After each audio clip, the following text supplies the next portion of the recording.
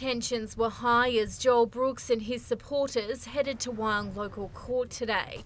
Do you have anything to say after today? Yeah, Brooks is accused of a stabbing outside a pizza shop in Toukley last April, which left Adam Swindle with severe wounds.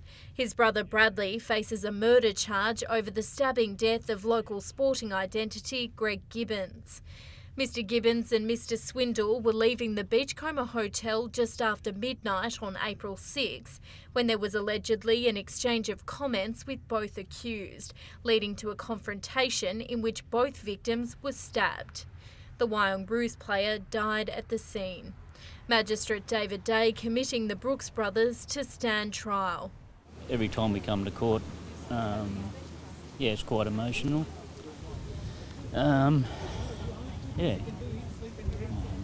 But it's good to see a step forward in the right direction today. We've got that one step further advanced, which is nice feeling, one step closer to justice for him.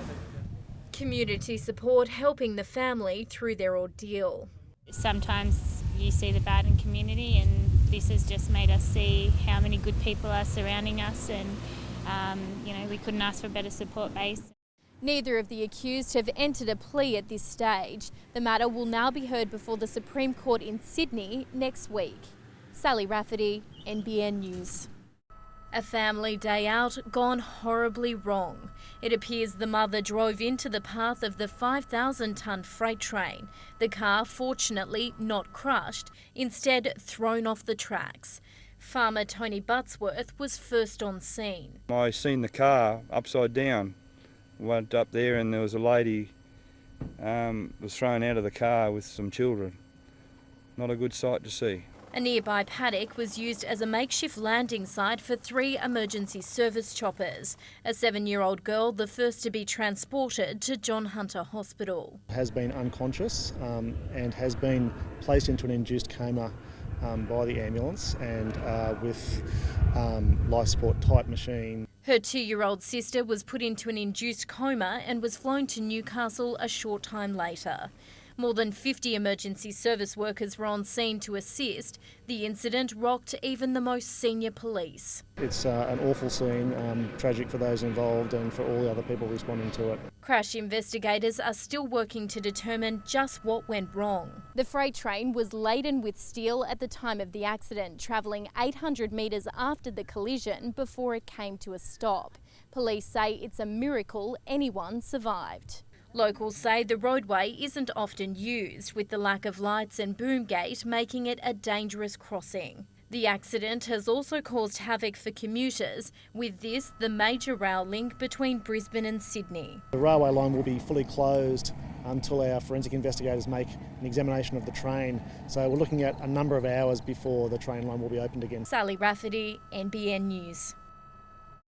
Hall showed no emotion when he was brought into the courtroom, but exploded into rage when bail was refused, abusing a corrective services officer and kicking the dock before being dragged back down into the holding cells. This is Mr Shorten's second time to the marginal seat of Dobell throughout this election campaign. So far, the Labor Party has promised over $100 million here on the Central Coast. According to competitors, speed and precision is the key to claiming the title here at the Championships. The event proving a valuable training opportunity for real-life emergencies in the community. Each house along this stretch has lost around 10 metres of their land. The debris left behind has raised serious concerns about the safety of beachgoers this summer. Drumming up interest in sustainable living. We're talking about doing things differently, reduce, reuse, recycle, and this is a perfect example of us doing that. And Mother Nature was certainly smiling on the 7th Living Smart Festival. Welcome news for ice cream traders. Green transport proved to be the mode of choice. 60 or 70 people use the bike valet parking. It's really good that people aren't driving their cars and actually using the cycleways to come to the festival. Though some youngsters took a more traditional approach, and eco-warriors came in all forms. After the second Death Star was destroyed, we thought there'd come here to help support the environment. Organisers say this year's event has attracted record numbers, the petting zoo proving to be a crowd favourite. And with furry friends like this guy, you can certainly understand why. But it was fashion turning heads at this year's event. Upcycling certainly in vogue, though creations like this don't happen overnight. Up to 100 hours put into producing each garment. Really creative, fun, exciting response to those environmental issues. Sally Rafferty, NBN News.